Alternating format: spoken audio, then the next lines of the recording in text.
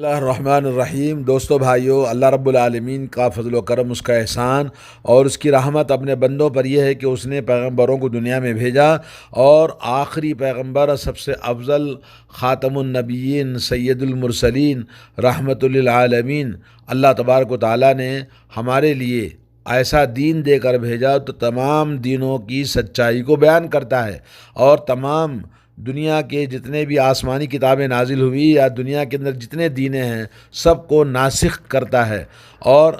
اللہ نے ہمیں یہ بتایا کہ ہدایت ناممکن ہے، فلاح اور کامیابی ناممکن ہے، اور نجات ناممکن ہے سوائے رسول اللہ صلی اللہ علیہ وسلم کی اتباع کرنے میں، سوائے نبی علیہ الصلوۃ والسلام کی سنتوں کو مضبوطی کے ساتھ پکڑنے میں۔ ظاہری اور باطنی طور پر اللہ عز و جل نے رسول کریم صلی اللہ علیہ وسلم پر ایسا معجزہ ہمیشہ قیامت تک باقی رہنے والا نازل فرمایا، کتاب کریم، جو کہ جس کی اتباع کرنا اور نبی علیہ الصلوۃ والسلام کی اتباع کرنے کے لیے ہمیں قرآن میں کئی جگہ پہ حکم ملا ہے، اور جو کچھ بھی نبی علیہ الصلوۃ والسلام دنیا میں دین اور تعلیم لے کر آئے ان کی اتباع کرنا ہر مسلمان کے لیے واجب ہے۔ تو اس دنیا میں سنت رسول اللہ صلی اللہ علیہ وسلم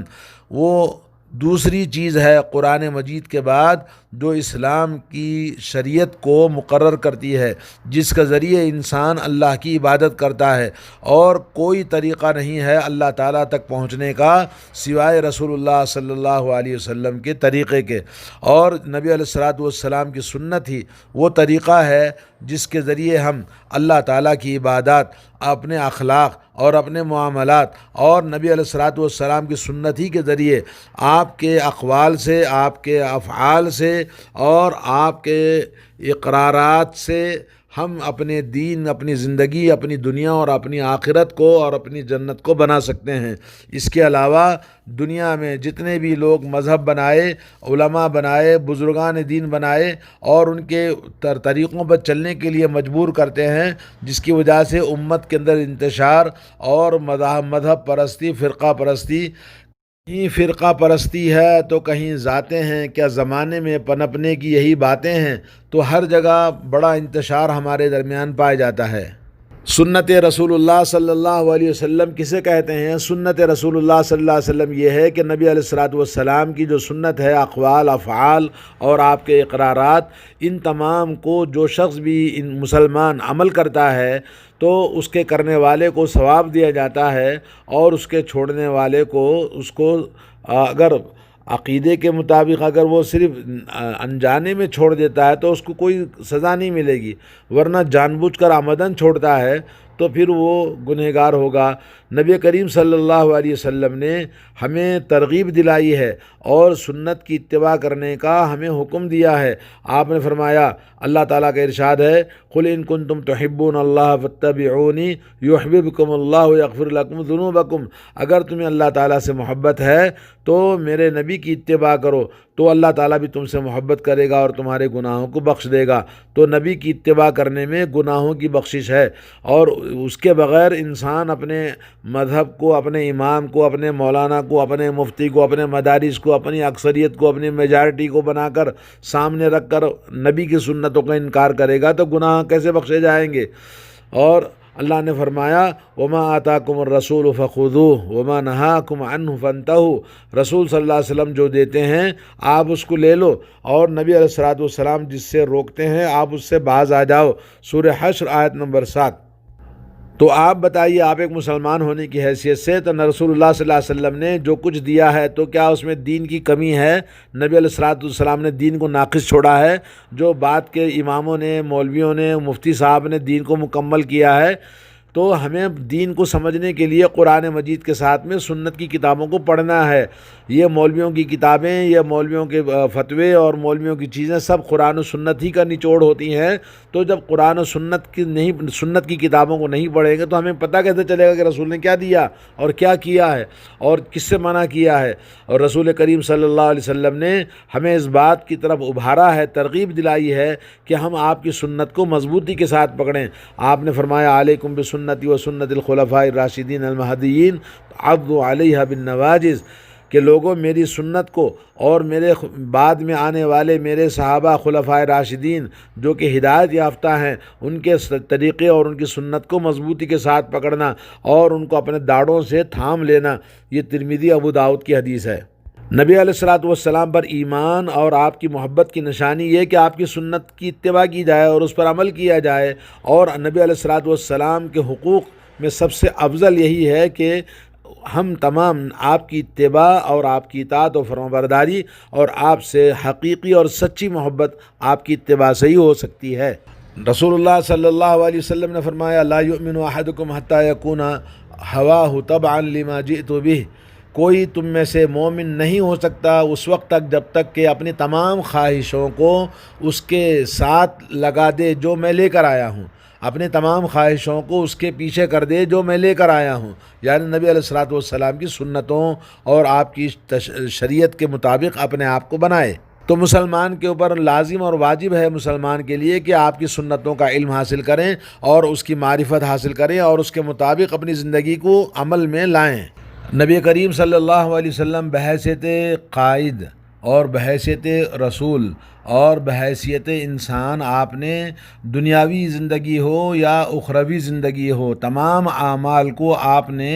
امت کے لیے نمونہ چھوڑا ہے۔ تو ہمارے حرکات، ہمارے تصرفات اور ہماری تمام چیزیں آپ کی سنت کے مطابق آپ کے اقوال میں، آپ کے افعال میں اور آپ کے بتائے ہوئے اور اقرارات میں ہم کو اقتداء کرنی ہے۔ جو چیز نبی کریم صلی اللہ علیہ وسلم کی سنت سے ثابت ہو وہی ہمارا دین ہے۔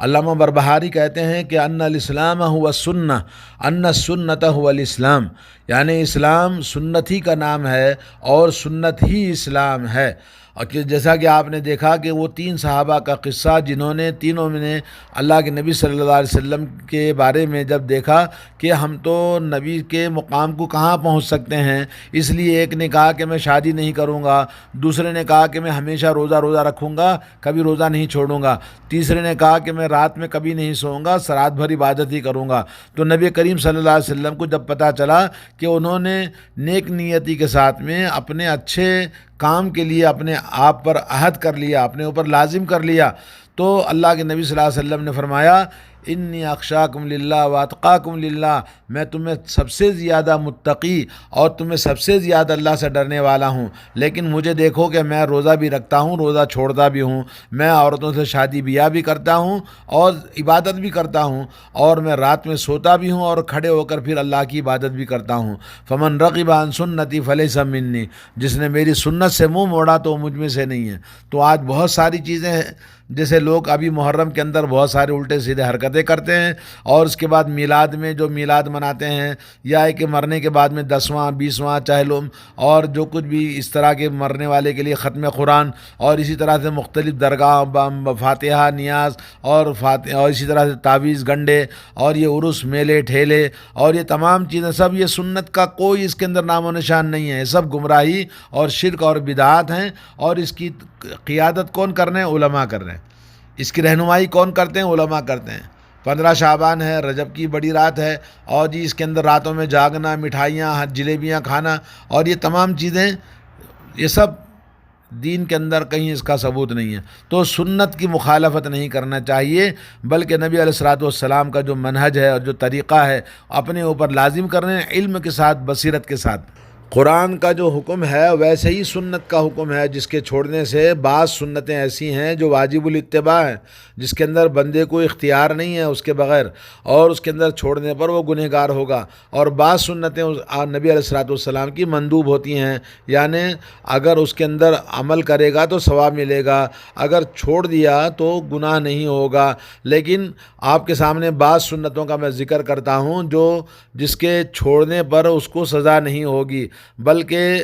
آدمی کو نبی علیہ الصلوۃ والسلام نے عمل کرنے کی طرف ابھارا ہے، ترغیب دلائی ہے، اور لوگوں کو اس کا جاننا اور اس پر عمل کرنا ضروری ہے۔ چھوٹی چھوٹی سنتیں جس پر ہم آسانی کے ساتھ عمل کر سکتے ہیں، ان میں سے سب سے پہلے کہ نماز کو اول وقت میں آنا، نماز کے انتظار میں بیٹھنا، اور نماز کے انتظار میں جب تک بیٹھے گا، مسجد میں انسان جب تک بیٹھتا ہے وہ اس کا شمار نماز میں ہوتا ہے، رحمت کے فرشتے اس کے لیے دعا کرتے ہیں، اللہم اغفر لہ ورحمہ، اللہ اس کی مغفرت فرما اور اپنی رحمت اس پر نازل فرما۔ اور اسی طرح سے جمعہ کی نماز کو اول وقت میں آنا، اس کے لیے اونٹ کا ثواب ہے، گائے کا ثواب ہے، بکرے کا ثواب ہے۔ اور اسی طرح سے نبی علیہ الصلوۃ والسلام نے حکم دیا کہ جب مسجد میں داخل ہوں تو پہلے داہنا پیر رکھیں اور نکلیں تو بایاں پیر رکھیں۔ چھوٹی چھوٹی سنتیں ہیں۔ گھر کے اندر بھی داخل ہوں تو آپ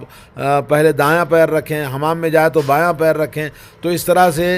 دعائیں، ہر وقت دعائیں پڑھنے کا اہتمام کرنا۔ مسجد میں داخل ہو تو آدمی کو دعا پڑھے، گھر میں داخل ہو تو دعا پڑھے، گھر سے نکلو تو دعا پڑھے، مسجد سے نکلے تو دعا پڑھے۔ اور آج لوگ دسترخوان پر بیٹھ کے تو خوب بیٹھتے ہی کھانے کو دیکھ کر منہ کے چٹخارے لیتے ہیں اور خوب مزے سے کھاتے ہیں، تو کھاتے وقت میں بسم اللہ کہنا بھول جاتے ہیں، اور کھانے کے بعد میں انگلیوں کو چاٹنا نبی کی سنت ہے، اور بلکہ کھانا تھوڑا چھوڑ دیتے ہیں، پانی تھوڑا چھوڑ دیتے ہیں، بچا ہوا کھانا پھینک دیتے ہیں۔ عورتیں اس سلسلے میں بہت زیادہ کوتاہی کرتی ہیں، جس سے ان کی زندگی میں نحوست اور برکتیں ختم ہو جاتی ہیں، اور گھر کی نحوست عورت کی وجہ سے ہوتی ہے، کیونکہ عورت ہی گھر کو جنت بناتی ہے، برکت والی گھر کو برکت والا بناتی ہے، اور عورت ہی کی لاپرواہی، جہالت اور دین پر عمل نہ کرنے کی وجہ سے گھر بے برکت والا اور نحوست والا بن جاتا ہے۔ تو آدمی کو چاہیے کہ ہمیں سنتوں کا اہتمام کریں، اور اسی طرح سے جب کوئی ہم سے سامنا ہو مسلمان تو سلام کریں۔ سلام کرنے میں کوئی ہچکچاہٹ نہیں کرنی چاہیے کہ کون چھوٹا ہے کون بڑا ہے، بلکہ ہر ایک کو سلام کرنا۔ نبی علیہ الصلوۃ والسلام بچوں کو، بوڑھوں کو اور اسی طرح سے عورتوں کو بھی سلام کیا کرتے تھے۔ اور جو سنتیں نمازوں کے بعد، نمازوں سے پہلے جو سنتیں مؤکدہ ہے ان کا اہتمام کرنا چاہیے۔ بعض علماء نے کہا کہ یہ واجب ہے، اگر اس کے چھوڑنے سے آدمی گنہگار ہوگا۔ اور اسی طرح سے سونے سے پہلے وضو بنا کر نبی کی سنت کے مطابق سونا، اور وتر کی نماز پڑھنا، اور اذکار پڑھنا۔ نماز کے بعد جو لوگ مسجدوں میں ہم نے غلط سسٹم بنا کے رکھا ہے کہ مولوی صاحب ہاتھ اٹھا کے دعا مانگتے ہیں، لوگ پیچھے آمین کہتے ہیں، کوئی ذکر نہیں کرتا، سب اٹھ کے چلے جاتے ہیں۔ نہ امام صاحب کرتے ہیں، نہ مولوی لوگ کے ساتھ مقتدی بھی سب اٹھ کے چلے جاتے ہیں۔ یہ بدعت ہے، بلکہ نبی علیہ الصلوۃ والسلام سے فرض نماز کے بعد میں بیٹھ کے پوری طرح سے ذکر کرنے کا حکم ہے۔ جب تک پورا ذکر نہیں کرتے آپ کی نماز قبول نہیں ہوگی، آپ کے اندر صحیح برکتیں، رحمتیں اللہ تعالیٰ کی نہیں آئیں گی۔ اور چاشت کی نماز، یہ چاشت کی نماز جو شخص پڑھے گا اس کے لیے حج اور عمرے کا ثواب، حج اور عمرے کا ثواب 3 بار آپ نے فرمایا۔ اور اسی طرح سے مسافر کے لیے، جب وہ مسافر سفر کے لیے جاتا ہے تو 2 رکعت نماز پڑھ کے جانا کسی مسجد میں، اور جب واپس آئے تو کسی مسجد میں پہلے جائے اور 2 رکعت نماز پڑھے۔ اور کسی کو جوائیں آتی ہے تو منہ بند کرنے کا حکم ہے، اور چھینک آتی ہے تو الحمدللہ کہنے کا ہے، سننے والے کو جواب دینا ہے۔ آج لوگ چھینکنے والے کا جواب نہیں دیتے، اور نہ ہی وہ چھینکنے والا پھر جواب دینے والے کو جواب دیتا ہے۔ یہ تمام چیزیں اپنے اندر ہمیں بتانا چاہیے، لوگوں کو تعلیم دینا چاہیے۔ آج اس سنتوں کو ہم چھوٹی چھوٹی چیزیں ہیں جس سے اپنی زندگی کے اندر بڑی برکتیں، رحمتیں اور بھلائیاں حاصل کر سکتے ہیں، لیکن ہم نے سنتوں کو پامال کر رکھا ہے۔ تو نبی کریم صلی اللہ علیہ وسلم کی سنت پر جتنا آدمی عمل کرے گا اتنا وہ اللہ تعالیٰ کی حفاظت میں رہے گا، بلاؤں سے بچے گا، مصیبت سے بچے گا۔ اللہ کی رحمت اور اللہ کی حفاظت اس کے ساتھ میں ہوتی ہے۔ اللہ تعالیٰ نے فرمایا کہ جو شخص یعنی فرض نماز کے بعد میں آیت الکرسی پڑھتا ہے، ہر طرح سے اس کی حفاظت اللہ تعالیٰ فرماتا ہے، اور اس کو جنت میں، جنتی آدمی ہے وہ جو آیت الکرسی ہر نماز کے بعد پڑھتا ہے۔ اور فرمایا کہ جب رات میں سوئے تو آیت الکرسی پڑھ کے سوئے تو اللہ تبارک و تعالیٰ اس کی حفاظت کے لیے ایک فرشتہ مقرر کرتا ہے۔ اور اسی طرح سے فرمایا کہ سورہ فلق، سورہ ناس اور سورہ قل هو اللہ احد تینوں سے پڑھ کے جب نبی علیہ الصلوۃ والسلام اپنے جسم پر ملتے تھے تو علماء کرام نے بتایا کہ یہ گویا اپنے جسم پر ایک غلاف اللہ تبارک و تعالیٰ تیار کر دیتا ہے جو انسان کو ہر طرح کے نقصان سے حفاظت فرماتا ہے۔ تو اس طرح سے وہ چھوٹی چھوٹی سنتیں ہیں جس کو ہم اپنے اندر کرنے کی سستی اور کاہلی شیطان ہمیں کرنے نہیں دیتا ہے، ورنہ تو اللہ تعالیٰ کی رحمت ہمیشہ ساتھ میں ہوگی۔ شیطانی چیزیں گھر سے نکل جاتی ہیں۔ سورہ بقرہ کی آخری 2 آیتیں پڑھ کے سونا چاہیے، کیونکہ جو آدمی سورہ بقرہ کی آخری 2 آیتیں پڑھتا ہے وہ قیامت کے دن اس کے لیے سایہ کرتی ہیں۔ آیت الکرسی، سورہ بقرہ کی آخری 2 آیتیں، اور اس کے بعد اسی طرح سے سورہ اخلاص، سورہ فلق، سورہ ناس، یہ تمام چھوٹی چھوٹی سنتیں۔ اللہ تعالیٰ سے دعا ہے کہ اللہ تعالیٰ ہم تمام کو یہ تمام سنتوں پر زندگی کے روزمرہ زندگی میں ہم عمل کرنے کی کوشش کوشش کریں اور اللہ سے دعا کریں، اللہ تعالیٰ سے توفیق طلب کریں، اور اللہ تبارک و تعالیٰ ہم تمام کو آپ کی سنتوں کو دل و جان کی محبت کے ساتھ عمل کرنے کی توفیق عطا فرمائے۔ السلام علیکم ورحمۃ اللہ وبرکاتہ۔